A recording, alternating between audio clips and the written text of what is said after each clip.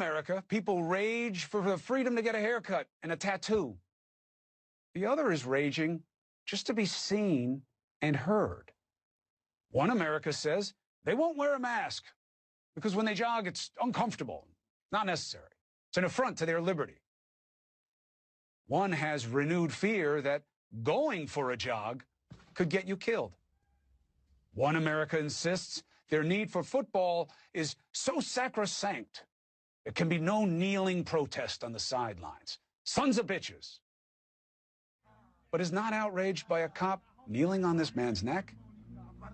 Doesn't make it okay to riot, says the majority. But doesn't it depend why it's happening? A riot in Boston Harbor.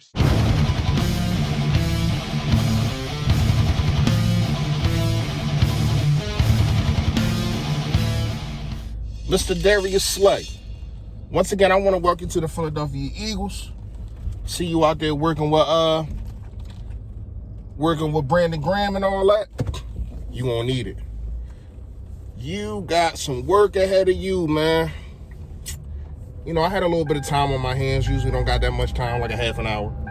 Busy, man. Very, very busy, man. So I'm sitting there and I'm looking at the schedule and I'm like, damn, look at the receivers that he's going to have to face. Juju Smith-Schuster, Amari Cooper. Man, we know what he do to him, but we still going to name him. That's still work that he got to put in. You got Michael Thomas, Devontae Adams. The list goes on and on, man.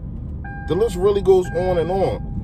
So it is very substantial that once again, Jim Schwartz does what he's supposed to do, which I'm pretty sure everybody that's watching this right now is agreeing with me saying that Slay needs to follow these guys, man. Need to follow the Odell Beckham Jr.'s that we're going to face. You know what I mean? You need to make sure that he follows D-Hop that we're going to face. Out of the top 10 receivers, not even top 10, I think we faced darn near the whole top 5. You got Michael Thompson, you got D-Hop, you got Odell, you got I just said his name, from Green Bay, right? All this going on, you had to make sure. I'm really talking to Jim, man. But I know that Slay got his work cut out for him. I know he got his work cut out for him. That's why he out there busting his behind right now. When you look at this schedule, it's really up to Jim to make sure that this guy follows, man. And we still don't know who's going to be on the other side. Because remember, Cleveland does have Landry. The Giants do have the other receiver. I can't remember his name. Vernon. I want to say Vernon. You know, dude's got good second fiddles. Dude's got good Y X or Y receivers on the other side. Like even Dallas. You know what I mean? I feel as though Gallup is not like, he ain't like top 20 or anything, but he's somebody that can burn you. He got speed. So you got to make sure that Slay just shuts down one side, man. You know what I mean? Not saying that he's gonna put the handcuffs on all these dudes, but at the same time, you got to make sure that our defense don't do what they did last year. I think the first 5 or 6 games, man, wide receivers was getting 100 yards like they was just getting barbecue chicken, but they was giving out 100 yards like they was raffle tickets. So, Jim Schwartz, you got to do your job and make sure that Big Play Slay follows these number 1 receivers, man. First half of the video done, second half coming up. But y'all know a word from my sponsor.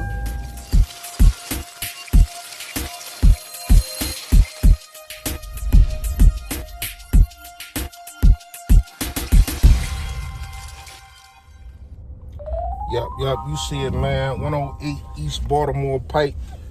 BBC Bodybuilders Collision, man.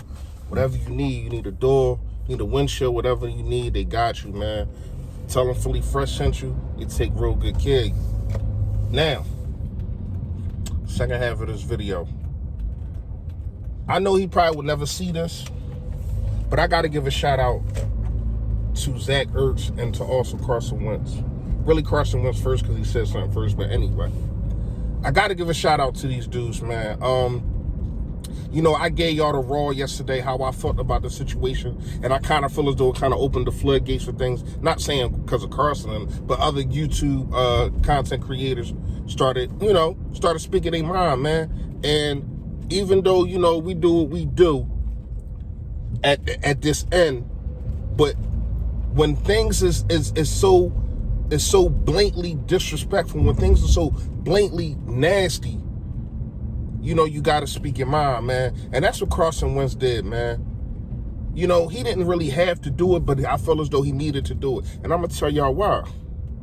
Because you always got your LeBron James. You always got dudes like that, Malcolm Jenkins. You always got these kind of guys.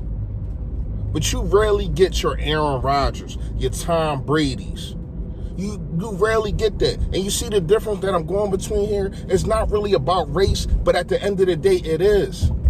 Because we look at it and we like, damn, LeBron always speak up. We know he's going to speak up. But he been in the community. And shout out to, if you have read Carson Wentz's,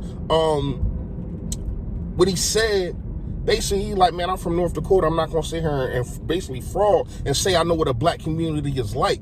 So I don't know. But I'm telling you, what he did, what has happened is injustice. What has happened cannot keep going on. And he's absolutely right, man. It's time for everybody to pull together and try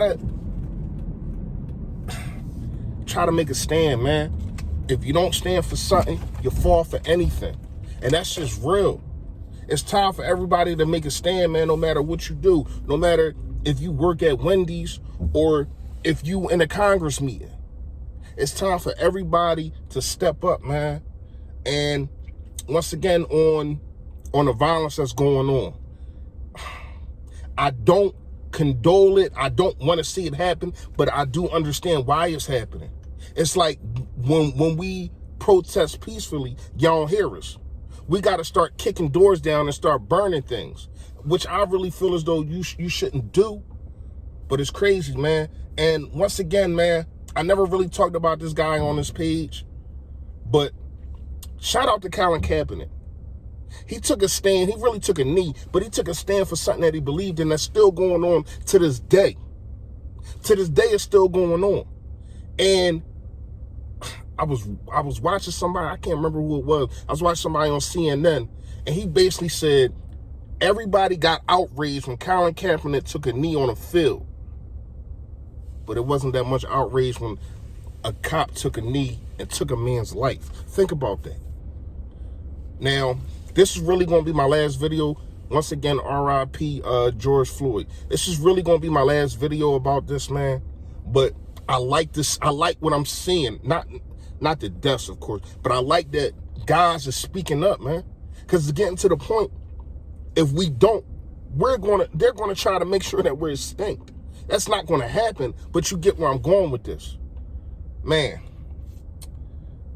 it's sad that it happened, that it had to come to this, but to see two of our own, especially the star franchise quarterback, that is a white man, step up for us black people, man, shout out to him, man. And y'all already know how I feel about Carson Wentz, man. This made me like the kid even more.